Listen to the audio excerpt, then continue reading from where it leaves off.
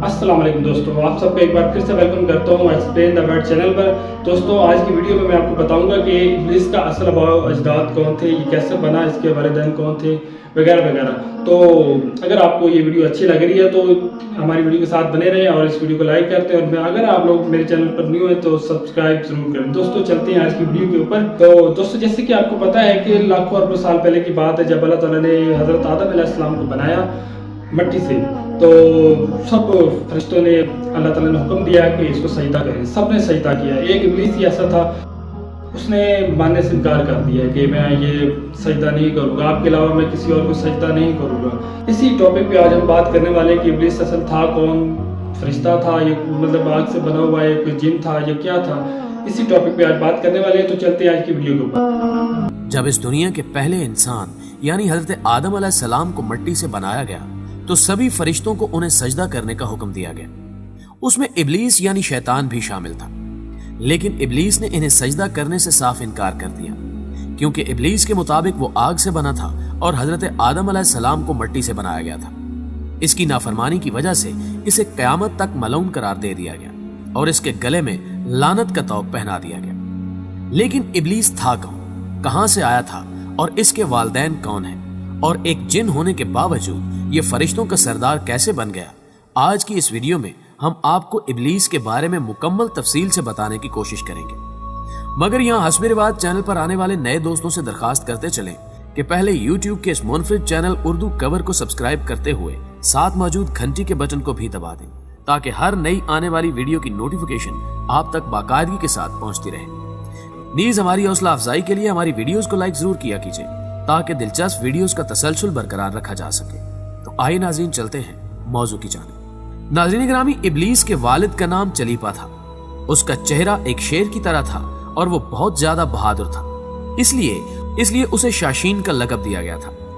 شاشین کا مطلب دل دہلا دینے والے کے ہیں۔ شاشین کو تمام جنات میں سب سے زیادہ بہادر مانا جاتا تھا، اس لیے ہر کوئی اس کا احترام کرتا تھا۔ اس نے اپنی بہادری اور طاقت سے جنات کی کئی اقوام کو فتح کیا تھا۔ ابلیس کی والدہ کا نام تبلیس تھا۔ اس کی شکل ایک بھیڑیے کی مانند تھی۔ یہ بھی اپنے شوہر ہی کی طرح اپنی بہادری کے لیے بہت زیادہ مشہور تھی۔ اس نے اپنے خاوند کے ہمراہ بہت سی جنگوں میں بھی حصہ لیا تھا۔ جنات کی قوم کا ماننا تھا کہ ان دونوں میاں بیوی کے ہوتے ہوئے جنات کی اس قوم کا کوئی بال بھی بیکا نہیں کر سکتا۔ جب ان جنات کی قوم کی بغاوت حد سے زیادہ بڑھ گئی تو اللہ پاک نے اپنے فرشتوں کو حکم دیا کہ جا کر جنات کے اس گروہ کا خاتمہ کر دیں۔ ابلیس نے اس بارے میں خود بتایا کہ اس کی والدہ اس بہادری کے ساتھ فرشتوں سے لڑی کہ مجھے لگ رہا تھا کہ فرشتوں نے میری ماں کے ساتھ مقابلہ کر کے اپنی زندگی کی سب سے بڑی بھول کی ہے، لیکن نہ جانے کیسے ہماری جیت ہار میں تبدیل ہو گئی اور ایک ایک کر کے میرے والدین سمیت میری بیوی اور بیٹا بھی مارے گئے۔ فرشتوں اور جنات کے درمیان زمین آسمان کا فرق ہے۔ جنات کا فرشتوں سے کوئی مقابلہ نہیں ہے، چونکہ ابلیس کے والد کا چہرہ شیر جیسا اور والدہ کا چہرہ بھیڑیے کی مانند تھا، اس لیے ابلیس میں دونوں خصوصیات موجود ہیں، جیسے شیر کی طرف سے خودداری اور سرکشی، جبکہ بھیڑیے کی طرف سے خود غرضی اور فریبی۔ ناظرین گرامی، جنات اور فرشتوں کی اس جنگ میں جن جنات کو قیدی بنایا گیا ان میں ابلیس بھی شامل تھا۔ اللہ پاک نے اس کے بارے میں حکم دیا کہ اس کی اچھے سے تربیت کرو اور اسے دنیا و جہان کو سمجھنے اور اپنے خالق حقیقی کی عبادت کرنے کا درس دو۔ ساری کائنات کا علم حاصل کرنے کے بعد اسے فرشتوں کا سردار بنا دیا گیا۔ جو فرشتے اسے علم سکھاتے تھے وہی اس سے علم حاصل کرنے لگے، یہاں تک کہ اللہ پاک نے اس کے درجوں کو اس قدر بلند کر دیا کہ ساتوں آسمانوں پر اس کے چرچے شروع ہو گئے۔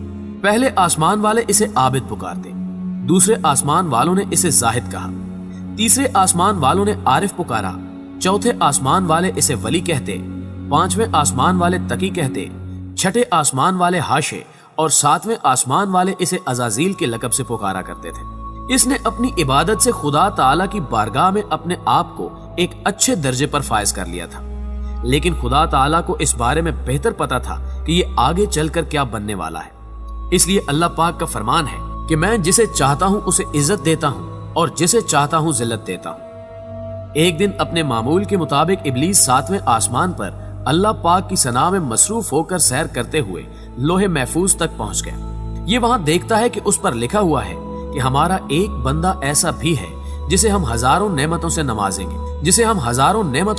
گے، زمین سے اٹھا کر آسمان تک پہنچا دیں گے، یہاں تک کہ جنت میں داخل کر دیں گے، لیکن ہم اسے ایک حکم دیں گے جس کا وہ انکار کر کے بغاوت کر بیٹھے گا۔ اس نے لوح محفوظ میں مزید اعوذ باللہ من الشیطان الرجیم واضح الفاظ میں لکھا ہوا بھی پڑا تھا۔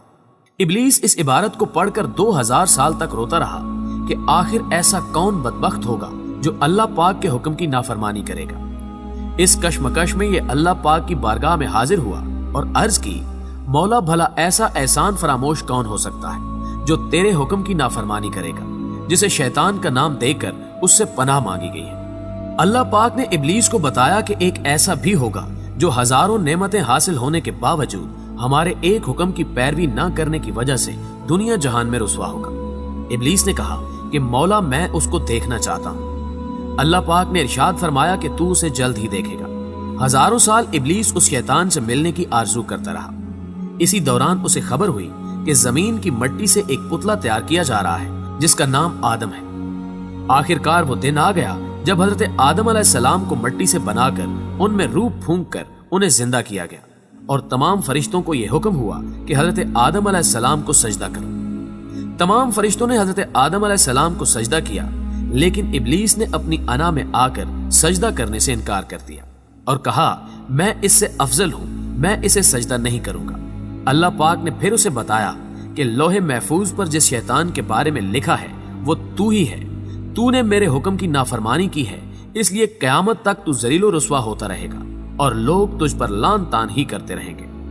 اللہ پاک نے ابلیس کو قیامت تک کے لیے مہلت دی ہے کہ وہ جو چاہے کر سکتا ہے، اسے بالکل کچھ بھی نہیں کہا جائے گا، لیکن بروز قیامت اس کو بھی موت کا ذائقہ چکھنا ہے، اور اس کی موت ایسی دردناک ہوگی جس کا اندازہ کوئی بھی نہیں لگا سکتا۔ اس سے پہلے قیامت کے مناظر کے بارے میں آپ کو بتاتے چلیں کہ قیامت کب اور کیسے آئے گی۔ ہمارے پیارے آقا محمد صلی اللہ علیہ وآلہ وسلم نے قیامت کی چند نشانیوں کے بارے میں ہمیں آگاہی دی ہے، جن کے مطابق قیامت کے دن سورج مشرق کی بجائے مغرب سے طلوع ہوگا۔ اس وقت زیادہ تر لوگ اپنے روزمرہ کام کر کے سو جائیں گے اور رات ہو جائے گی۔ یہ رات 3 راتوں کے برابر ہوگی۔ لوگ اپنی نیند مکمل کر کے اٹھ جائیں گے، لیکن رات ختم ہونے کا نام ہی نہیں لے گی۔ اس پریشانی کے عالم میں سورج مغرب سے طلوع ہوگا اور کچھ دیر بعد دوبارہ غروب ہو کر مشرق سے طلوع ہوگا۔ قیامت کا یہ منظر دیکھ کر شیطان زاروں قطار رونے لگ جائے گا اور چلائے گا کہ ہائے میری موت کا وقت آ گیا ہے۔ اس کے چیلے اس کا یہ حال دیکھ کر اسے دریافت کریں گے کہ آخر کیا وجہ ہے، آج سے پہلے ہم نے تمہیں اتنا غمگین اور ڈرا ہوا نہیں دیکھا۔ ابلیس اپنے چیلوں سے کہے گا کہ آخرکار سورج مغرب سے طلوع ہو گیا ہے، جو میری موت کی نشانی ہے۔ ناظرین گرامی، آنا بن قیس رضی اللہ تعالی عنہ فرماتے ہیں کہ ایک مرتبہ حضرت عمر بن خطاب رضی اللہ تعالی عنہ سے ملنے کے لیے میں مدینہ منورہ پہنچا تو ایک جگہ علم کی محفل لگی ہوئی تھی جس میں حضرت کعب رضی اللہ تعالی عنہ کچھ فرما رہے تھے۔ میں بھی کچھ علم حاصل کرنے کے ارادے سے وہیں بیٹھ گیا۔ حضرت کعب رضی اللہ تعالی عنہ نے فرمایا کہ جب حضرت آدم علیہ السلام اپنی وفات کے وقت اللہ پاک سے عرض گزار ہوئے کہ اے اللہ پاک، میری موت سے میرا دشمن شیطان بہت زیادہ خوش ہو جائے گا کیونکہ وہ قیامت تک زندہ رہے گا، تو اس پر جواب آیا کہ اے آدم، تم موت کے بعد جنت میں چلے جاؤ گے، لیکن ابلیس قیامت تک دنیا میں اس لیے رہے گا تاکہ بروز قیامت اس نے جتنے لوگوں کو گمراہ کیا ہوگا ان کے حساب سے اسے موت کی تکلیف کو برداشت کرنا پڑے گا۔ یہ جواب سن کر حضرت آدم علیہ السلام نے ملک الموت سے سوال کیا کہ آخر ابلیس کی موت کیسی ہوگی، اس کے بارے میں ذرا مجھے بھی بتاؤ۔ جس پر ملک الموت نے ابلیس کی موت کے بارے میں بتانا شروع کیا تو حضرت آدم علیہ السلام اس کی موت کا سن کر اس قدر خوفزدہ ہو گئے کہ انہوں نے ملک الموت سے فرمایا کہ بس اب اس سے آگے مجھے کچھ مت بتاؤ۔ یہاں تک بتا کر حضرت کعب رضی اللہ تعالی عنہ بھی خاموش ہو گئے، لیکن لوگوں نے اصرار کیا کہ ہمیں ابلیس کی موت کے بارے میں بتائیں، تو انہوں نے پھر سے بتانا شروع کیا کہ قیامت کے دن لوگ اپنی عام زندگیوں میں مصروف ہوں گے کہ اچانک ایک بہت ہی زوردار دھماکہ ہوگا۔ اس دھماکے کے خوف سے بہت سے لوگ مر جائیں گے یا بے ہوش ہو جائیں گے۔ اس کے بعد اللہ پاک ملک الموت سے فرمائیں گے کہ میں نے تمہارے مددگار فرشتوں کو سب سے زیادہ تمہارا معاون بنایا اور تمہیں ان سب کے برابر قوت و طاقت عطا فرمائی۔ آج میرے غصے اور غضب کا لباس پہن کر جاؤ اور ابلیس کے ساتھ ساتھ تمام انسانوں اور جنات کی روحوں کو بھی قبض کر کے لے آؤ۔ मुअज़्ज़िज़ दोस्तों, उस मौके पर अल्लाह पाक के हुक्म से जहन्नुम के तमाम दरवाजे खोल दिए जाएंगे। मलकुल मौत अपने गैज़ो गज़ब में अपने फरिश्तों के साथ इस तरह जमीन पर उतरेंगे कि अगर आम लोग उन्हें देख लें तो डर के मारे वहीं पर अपनी जान दे दें। मलकुल मौत जब इब्लीस के पास उसकी रूह कब्ज करने जाएंगे तो इब्लीस ज़ारो कतार चीखें मार मार कर रोएगा और मलकुल मौत से बचने के लिए यहां वहां भागना शुरू कर देगा। ये कभी समंदर की गहराइयों में छुपेगा और कभी जमीन की सातों तहों में, लेकिन ये जहां भी जाएगा मलकुल मौत वहीं पहुंच जाएंगे। इब्लीस थक हार कर अपनी मौत के लिए मुकर्रर करदा जगह पर पहुंचकर मलकुल मौत से सवाल करेगा कि तुम मुझे कहां लेकर जाओगे। तो मलकुल मौत जवाब देंगे, जहां तुम्हारी वजह से कई मुसलमान चले गए हैं। तूने बहुत से लोगों को गुनाहों में मुब्तला करके जहन्नुम में भेजा है।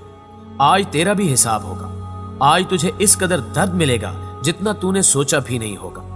तेरी रूह कब्ज करते वक्त जहन्नुम में जितने भी लोग मौजूद हैं उनके बराबर तुझे तकलीफ दूंगा। उस वक्त इब्लीस हज़रत आदम अलैहिस्सलाम की कब्र पर खड़ा होकर कहेगा, ए आदम, काश तुम इस दुनिया में पैदा ना होते तो ना ही आज मैं मलून बनता। जिस जगह इब्लीस की मौत मुकर्रर होगी वो जगह आग से दहकती होगी और जहन्नुम की बेड़ियां लगी हुई होंगी। उन बेड़ियों से ही इब्लीस को तड़पा तड़पा कर उसकी रूह को कब्ज किया जाएगा।